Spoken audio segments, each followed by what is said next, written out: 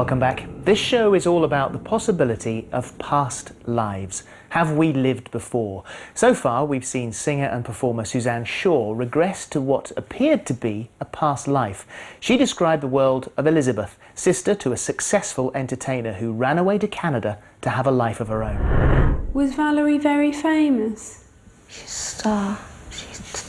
She acts like a star. Suzanne will be joining me in a moment to tell us if she believes she was really here before. But what do you think? Is your mind made up? Take a look at what our panel of experts have to say. Being hypnotised and regressed to a past life, by and large, I think can be fun, certainly for someone who's psychologically healthy.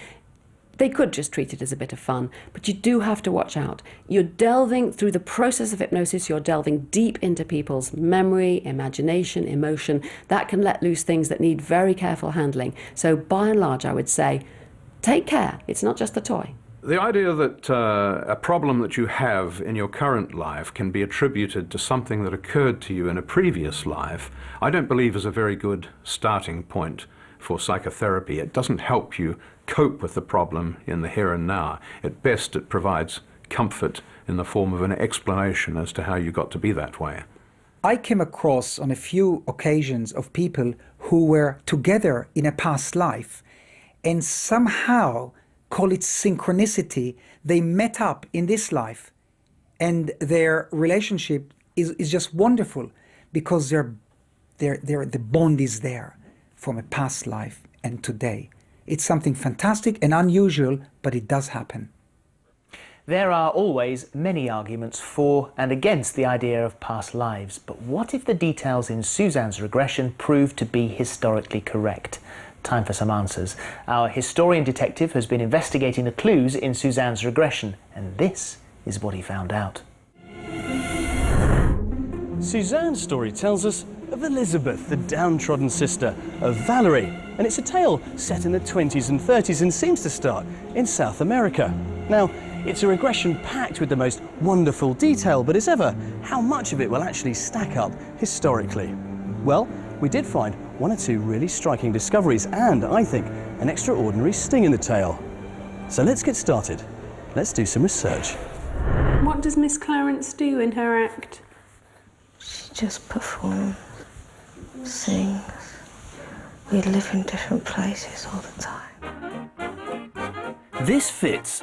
Like today's stars of the stage, Elizabeth's sister would have spent a great deal of time on the road, driven from place to place by that special chauffeur. I do like somebody here. Who do you like?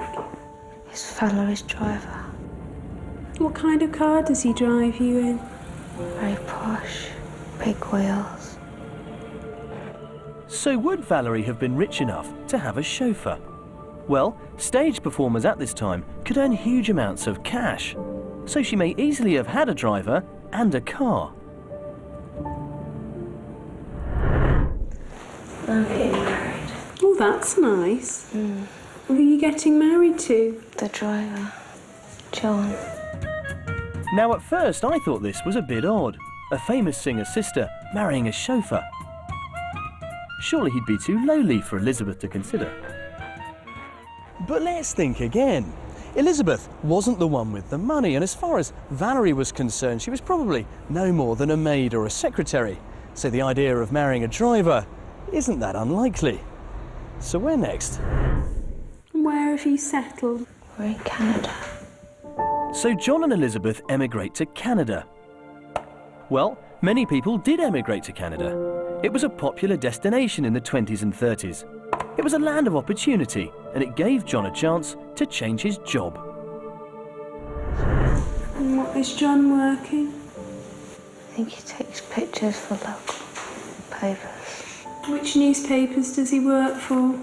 The Canadian.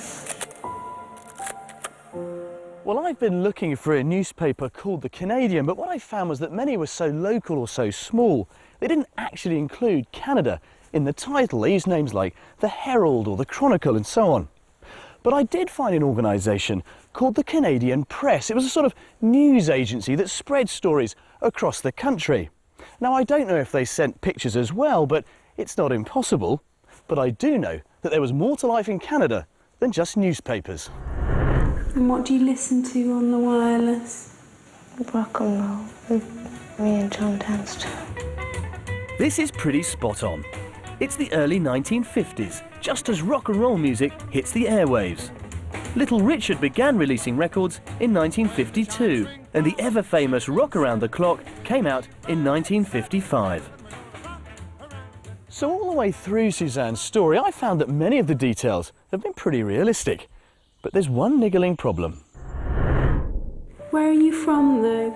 South America.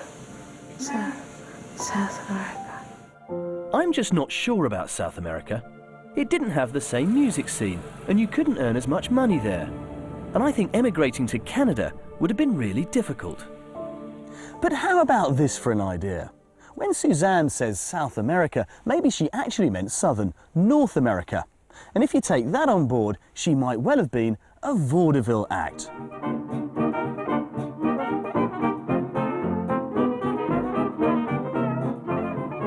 Vaudeville was the American equivalent of our musical, and it was fantastically popular. Suzanne tells us that Valerie had a dancing partner in vaudeville world that was known as a mixed double, and we know very well that vaudeville acts like that travelled all over the world. It also implies that they were American, so they would have been free to emigrate to Canada. So for my money, the vaudeville theory really works. But what do you think? And what do you think? Oh my God, I don't believe it. It's so strange watching that back. That's exactly how I pictured it in the regression. Exactly, the way I looked, the brown hair, looking quite plain and frail. That is exactly how I pictured it, the way they've put that together. Unbelievable. Quite freaky. Yes, yeah. So let's have a look at some of the things that you were talking about there. Vaudeville, first of all. Did you know anything about vaudeville?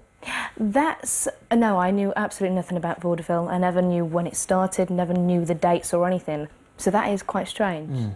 Rock and roll. Yeah. You picked the dates of rock and roll, and that would have been on the radio? Yeah. Did you know anything about that? No, nothing. And I can't believe I used the word wireless as well. That's not a word that you No. would imagine using. No, that's all. How vivid were the relationships you had there? Because there was that fascinating relationship with your sister. She was the one that had all the glory. She was the one that had all the fame. You were the one that you were repressed and standing in the wings. She wouldn't let you do anything. And what do you make of all that? It's funny because having this life now, and I have the fame and not the stable relationship, but in that life I had the stable relationship and not the fame. But there I felt very safe and comfortable and protected, whereas I don't so much feel like this in this life. And I think that's because when I went under, I felt the warmth of a solid partner, having a family and being secure in a home. It seems intriguing that of all the professions you should pick John to have, the one profession you gave him. I thought that before. A photographer, with someone whose life is surrounded by paparazzi and people racing after you and getting the shots. You made him a photographer. He was a photographer. Yeah, he was a photographer and worked for a paper. How bizarre is that? It's the last person I would ever go for. There were some fascinating relationships. So there's that relationship between Valerie and yourself. And there is also, of course, the relationship between your daughter's son, Charlie, who was with you right the way through to the very end. He was with you when you died. I remember when Charlie came into the life, I remember my daughter not wanting him and feeling actually sick in my stomach, the fact she didn't want him. She was rejecting her son. And immediately I was like, please, I'll have him. And I felt this instant connection. And I don't know whether it was because I've got a son or whether it was because he was my soul friend in that life. I don't know, I think it was kind of how I imagined Corey to grow up. But yeah, I felt this instant connection more to Charlie than to John, a lot more to Charlie. Which I don't know whether that actually means something. You painted the picture of a very different person to you and the life that you have at the moment. Did that regression experience help you in any way? Did it make you think about your life as it is now? What it did do is help me realise what is important in life. And because I felt such warmth and happiness from this relationship, that felt more important than the warmth and happiness I get on stage. That's what I did find. Would you go back? I think I would. Find out some more details, see if I can actually discover if that person was real. Well, thank you for the moment. Thank you. You've heard what Suzanne thinks. What do you think? Do you think that we might have been here before? Here's what our experts think. Suzanne, I feel, in her past life regression, talks about her love for Charlie, her grandson, and makes a connection with her actual son now. I think that's just a projection of feelings and trying to make sense of having a past life regression. She has this very strong bond to her child. Any new mother does. Her child is no more than 5 months old. That intense maternal bond is powerful, and that's what she's describing. There's quite clearly a very strong element of wish fulfillment in Suzanne's regression. Suzanne, in this life, has an extremely turbulent time when it comes to relationships and her love life in general, and part of her would like to have that kind of stability, the love of one person that she can bring up a family with and just feel completely content. And it's probably not part of her that is actually real. It's a part that she's fantasised at, that she'd like to have. And this has provided her with the opportunity of exploring that. The fundamental mistake with Suzanne's regression that the skeptics are making is that they really need to look at the past life forward and not dismiss the fact that there ever was a past life. This is a very narrow-minded view to have. So whatever you think of it, there is no doubt that Suzanne has had some sort of extraordinary experience. But now, of course, the all-important question, do you think you've been here before? I do think I've been here before. I do believe it.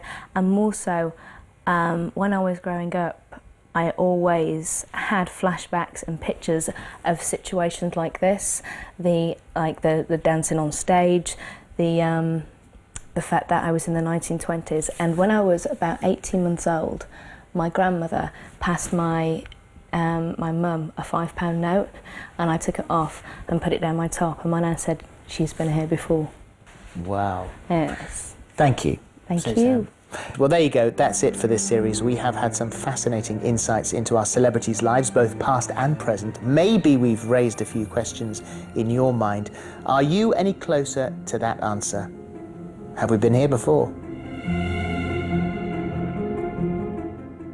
Later, a secret obsession is uncovered when police investigate the kidnapping of a teenage girl. Whilst for Greengrass, life's not so easy with a new house guest. Aidensfield beckons this Friday afternoon with another episode of Heartbeat, right here at 5 after CITV.